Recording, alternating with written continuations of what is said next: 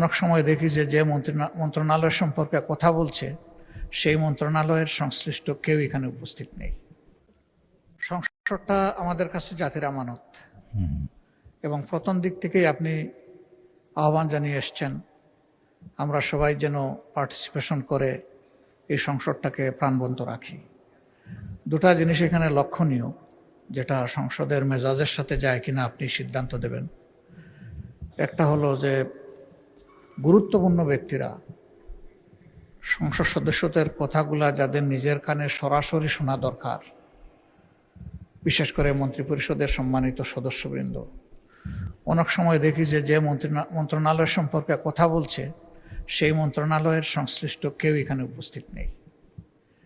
তো এই যে অনুপস্থিতির একটা ব্যাপার, বিশেষ করে সিনিয়র লিডারদের, এইটা আমাদেরকে আহত করে।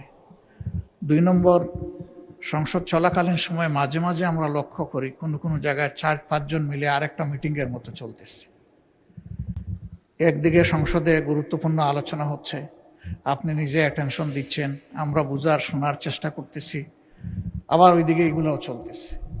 এগুলাতে সংসদের ডিসেন্সি যেমন নষ্ট হয়, তেমনি আমরা যারা সংসদকে অনুসরণ করার চেষ্টা করি আমাদের মনোযোগও নষ্ট হয়। এই বিষয়ে আপনি কিছু বলবেন কিনা, কোনো উদ্যোগ নেবেন কিনা? ধন্যবাদ মাননীয় স্পিকার। ধন্যবাদ বিরোধী দলীয় নেতা।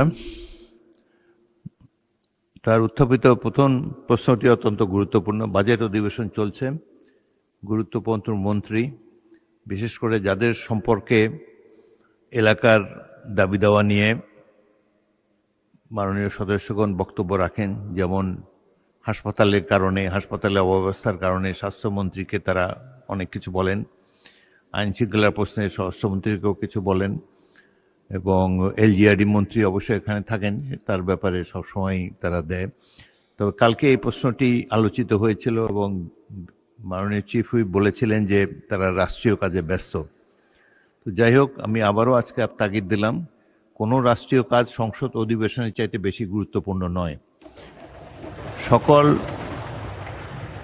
রাষ্ট্রীয় কর্মকাণ্ডের মধ্যে সংসদ অধিবেশন সবচেয়ে বেশি গুরুত্ব পায়, and it takes precedence over any other business of the state.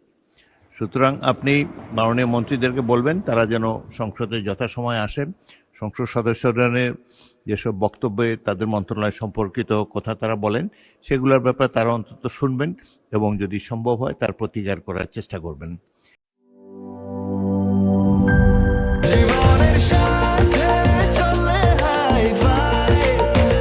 স্বাস্থ্যকর অল টাইম ফ্যামিলি কেক, সব সময় অল টাইম হেলদি লাইফ।